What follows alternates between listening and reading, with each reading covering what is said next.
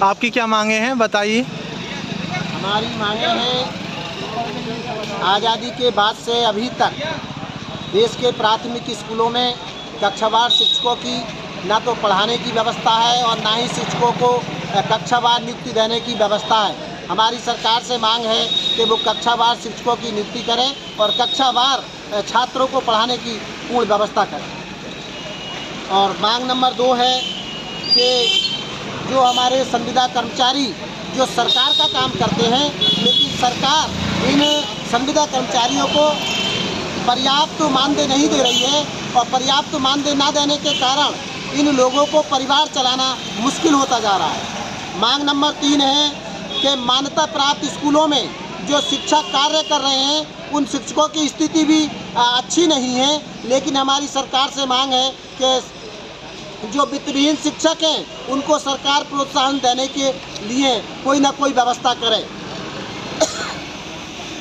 मांग नंबर 5 है, सरकारी विभागों में जो कार्य हैं और जो उपक्रमें हैं उनका निजीकरण सरकार बंद करे और सरकारी विभागों में जो बैकलॉग है उन बैकलॉग के पदों को भरा जाए और पदोन्नति में भी आरक्षण लागू करे। मांग नंबर 6 है, मांग नंबर 7 है कि झोपड़ झुग्गी में जो लोग रह रहे हैं, आज़ादी के इतने वर्षों से आज भी लोग देश के झोपड़ झुग्गियों में रहते चले आ रहे हैं। तमाम घुमंतु लोग हैं जिनके पास ना तो रहने की व्यवस्था है और ना ही उनके आवश्यक प्रमाण पत्र हैं। हमारी सरकार से मांग है कि इन झोपड़ झुग्गी वाले लोगों को और घुमंतु वाले लोगों को उनके लिए रहने की व्यवस्था करें।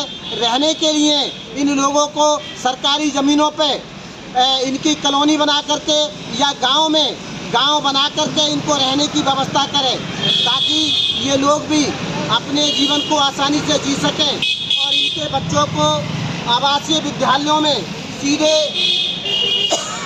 एडमिशन की व्यवस्था होनी चाहिए। जैसे नवोदय विद्यालय हैं, आवासीय जितने विद्यालय हैं उन विद्यालयों में इनके बच्चों की पढ़ने की व्यवस्था होनी चाहिए और इन लोगों को जो भी आवश्यक प्रमाण पत्रों की आवश्यकता है सरकार इनकी आवश्यक प्रमाण पत्रों को बनाने की व्यवस्था करे।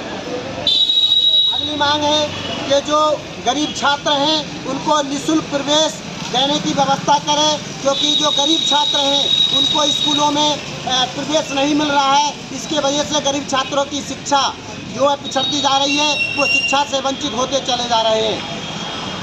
गत वर्षों की छात्रवृत्ति भी रुकी हुई है।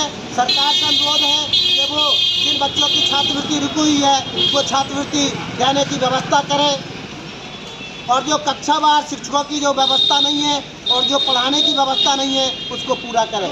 और अंत में सबसे महत्वपूर्ण मांग ये है कि देश के अंदर अभी तक समान पाठ्यक्रम लागू नहीं है। समान पाठ्यक्रम लागू ना होने के कारण देश की शिक्षा व्यवस्था बहुत खराब है। सब लोगों को समान शिक्षा नहीं मिल रही है, उसके कारण देश में असमानता बढ़ती जा रही है।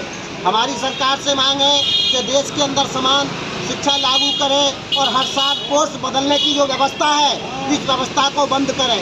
हर साल कोर्स बदलने की व्यवस्था से तमाम लोगों को अनावश्यक नुकसान होता है और तो इसलिए मेरी सरकार से अनुरोध है कि हर साल कोर्स बदलने की व्यवस्था को बंद करें और समान पाठ्यक्रम लागू करके देश के सभी लोगों को आगे बढ़ाने का कार्य करें।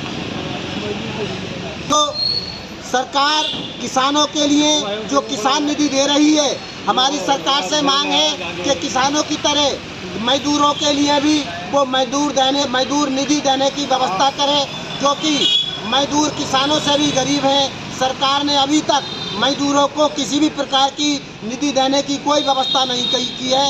इसलिए सरकार से हमारा अनुरोध है कि वो मजदूरों को भी किसान निधि की तरह मजदूर निधि देने की व्यवस्था करें। हमारी मांगे पूरी करो, हमारी मांगे पूरी करो। गरीब समाज स्वराज पार्टी जिंदाबाद।